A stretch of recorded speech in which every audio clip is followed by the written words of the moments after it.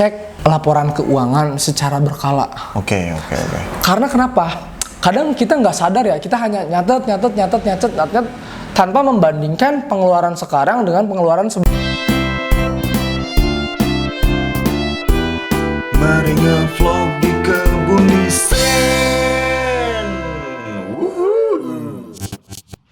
Assalamualaikum warahmatullahi wabarakatuh. Selamat datang di vlognya Kebun Desain. Oke, seperti biasa kita mau ngasih tips ataupun informasi bisnis yang itu bisa berguna buat teman-teman yang sedang memulai bisnis ataupun yang sedang mau berbisnis. Tapi sebelumnya kita mau ngasih tahu nih, ini adalah channel Kebun Desain, channel yang membahas tips marketing, bisnis, dan edukasi seputar dunia desain grafis. Betul. Dan channel Kebun Desain ini merupakan bagian dari studio desain grafis Kebun Desain. Ini yang menjual berbagai jasa desain seperti desain logo, desain kemasan, desain sosial media, jasa legal seperti OSS dan HKI seperti itu nuh. Nah, Kebun Desain pun sudah terdaftar di DJKI mereknya nuh. Betul banget. Dan juga sudah mempunyai legal OSS RBA. Jadi udah punya NIB nih. Ya, betul. Jadi buat teman-teman yang pengen order desain logo, desain kemasan, ya, pendaftaran legalitas kayak gitu ya. Bahkan sampai cetaknya deh ya. Oh iya, cetaknya. Nah, cetak kemasan yang kayak gini itu bisa langsung kontak aja nomor WhatsApp yang ada di deskripsi kayak gitu ya. Oke, ini deh penasaran kita nih ya sama gimana sih cara ngatur kas gitu biar bisnis kita itu tetap ya jalan dengan baik gitu. Ini gimana nih, bisa ada nggak tips-tips seputaran itu kayak gitu? Nah, kebetulan banyak banget yang nanya nih ke Kebun Desain ataupun kita suka ada seminar kan ya, kita ngadain seminar itu pertanyaan UMKM tuh pasti sama nih rata-rata di setiap seminar kita ya. Iya. Bang, gimana sih cara ngatur kas gitu? Mana gua tahu. Usaha saya tuh udah Kayaknya udah jalan, gitu ya. Udah berkembang, tapi kok omsetnya segitu-gitu aja, gitu ya. nggak kerasa gitu. Nah, kalau seperti itu ada yang salah dari arus kas kamu.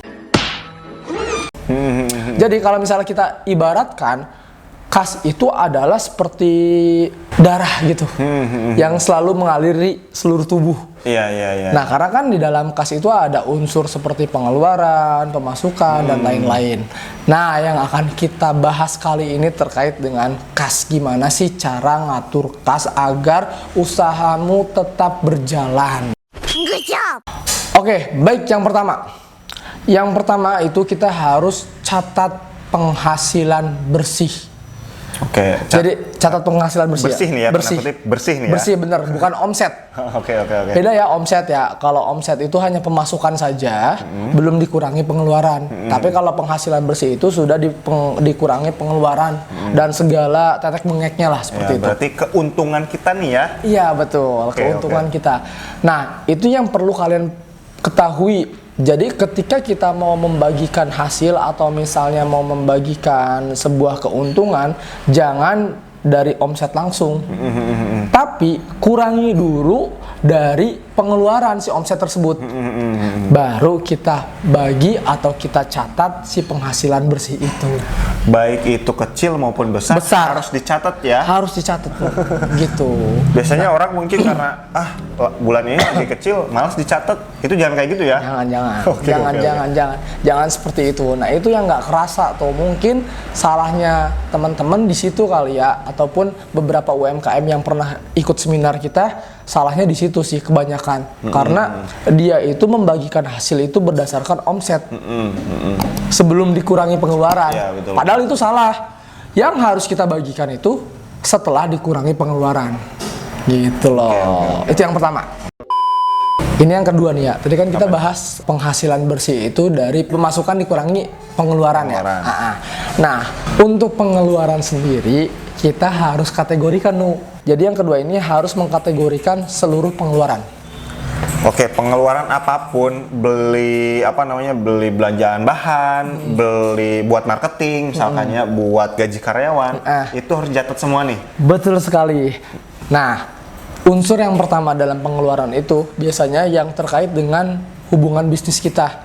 Misalnya bisnis kita pembuatan roti gitu ya, atau bisnis kita roti. Berarti kan yang paling utama itu adalah vendor terigu. Oke. Itu pasti keluar setiap bulan. Bener nggak? Beli bahan terigu ya? Ya, bahan terigu. Nah, itu dicatat tuh. Terus yang keluar setiap bulan lagi apa kira-kira? Mungkin transportasi. Transportasi, betul. Terus juga gaji. Oh iya. Terus biaya marketing. Itu harus dipisahkan. Terus juga kadang kita membeli suatu barang, misalnya kalau misalnya kita pengen rotinya bagus atau empuk, kita harus beli panggangan yang besar misalnya. Itu pun pengeluaran, tapi pengeluaran tersebut dicatat jadi aset. Kalau yang bertahan lama itu jadi aset ya. Iya. Tapi kalau yang bulanan terus keluar continue itu ya pengeluaran bulanan. Bulanan biasa seperti itu. Terus juga ada pengeluaran yang tidak terduga. Nah, itu juga kadang harus dicatat. Mungkin ya di lingkungan teman-teman butuh biaya pengamanan, kadang kan suka ada itulah ormas-ormas lah. Ormas atau LSM ya, yang ya mungkin yang nakal gitu. Ya sebutlah oknum kayak gitu ya. Kalau kita nggak sebut oknum nanti kita bisa kena nih. Nah, ya. Sebutlah oknum gitu. Oknum dari LSM ataupun preman gitu ya. Gitu. Nah, kayak gitu juga kan perlu dikasih lah biar usaha kita aman gitu. Daripada ya kalau nggak terlalu besar mungkin 5.000 atau 10.000 masih oke lah ya per bulan ya. Ya, kalau misalnya udah di atas itu ya itu nggak wajar sih. Untuk oknum ya. 500.000 itu udah wah parah sih kalau itu. Nah, seperti itu. Itu pun harus dicatat gitu. Nah, setelah itu rutin cek laporan keuangan secara berkala. Oke. Karena kenapa? Kadang kita nggak sadar ya, kita hanya nyatet tanpa membandingkan pengeluaran sekarang dengan pengeluaran sebelumnya. Iya. Kadang kita juga sebagai pebisnis suka kebablasan nih ngeluarin uang gitu. Padahal kita sudah punya track record atau misalnya history dari pengeluaran kita di bulan-bulan sebelumnya. Itu pun harus kita lihat nih. Jangan sampai kita mengeluarkan sesuatu uang untuk bisnis kita lebih dari yang seharusnya atau dari bulan-bulan sebelumnya. Kalau bisa lebih kecil daripada bulan-bulan sebelumnya. Ini nih kesalahan kecil yang kayak gini ya. Dia tuh biasanya nggak udah nyatet, nggak dibandingin bulan sekarang, bulan kemarin, bulan depan misalkan. Bulan depan mah belum catat ya. Ya belum. Pokoknya bulan sekarang sama bulan-bulan sebelumnya. Betul, dibandingkan. Karena kalau misalkan kita membandingkan, biasanya itu tahu nih, oh bulan ini, bulan A misalkan harga terigu tuh biasanya cenderungnya murah misalnya. Harga bahan baku misalkan cenderungnya murah, ada diskon.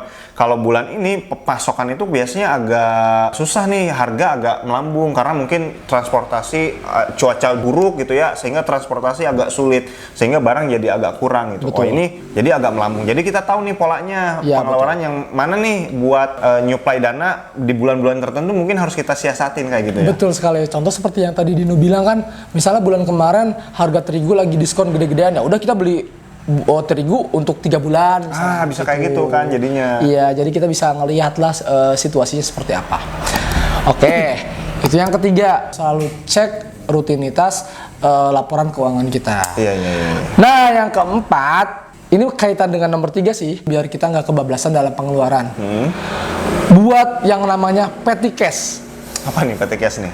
Nah, petty cash ini adalah kas kecil. Jadi kita selalu nyimpen di kalau misalnya kita ada punya mesin kasir, nyimpen kas untuk pengeluaran yang tidak terduga, misalnya 100.000 atau 200.000. Itu biar kita bisa ngambil cepet gitu uang tersebut. Kan kadang kalau misalnya di perusahaan-perusahaan gede ya, kalau kita mau ngambil uang atau kita mau melakukan pengeluaran secara dadakan, harus pengajuan dulu lah, harus ACC atasan dan lain-lain. Tapi kalau misalnya dengan adanya petty cash, kita bisa langsung ambil aja uang tersebut, yang penting dicatat. Iya. Kadang memang ya situasi bisnis itu ada hal-hal yang tidak terduga ya. Iya. Tiba-tiba misalkan HP rusak gitu ya, perlu diservis baterainya, harus keluar nih duit 500.000 misalkan. Sedangkan kita pakai HP nih. Iya. Kan itu nggak terduga ya. Iya. Kalau ada tadi petty cash, kas kecil kayak gitu dengan dana yang sekian ada bisa langsung ambil ya. Betul sekali, tanpa si karyawan kita harus minta persetujuan kita dulu gitu. Yang penting jelas pengeluarannya kemana. Jadi walaupun kita UMKM, tapi kita pola pikir kita harus udah kayak perusahaan gede lah gitu. Karena apa? Karena kita harus membiasakan atau mendisiplinkan usaha kita itu benar-benar patuh dan disiplin terhadap keuangan. Oke, mudah-mudahan bermanfaat ya untuk video kali ini karena ini benar-benar banyak ditanyain oleh UMKM. Iya benar-benar. Jadi kalau misalnya dirasa suka, saya minta tolong untuk di like, di komen, dan di subscribe. Dan jangan lupa juga di share nih ya ke teman-teman kamu supaya video-video ini tuh bermanfaat nih buat teman-teman yang pengen memulai bisnis atau baru yang lulus sekolah atau lulus kuliah pengen bisnis. Ini bisa jadi referensi mereka kayak gitu ya. Oke, thank you, sampai jumpa di vlog kita selanjutnya. bye-bye.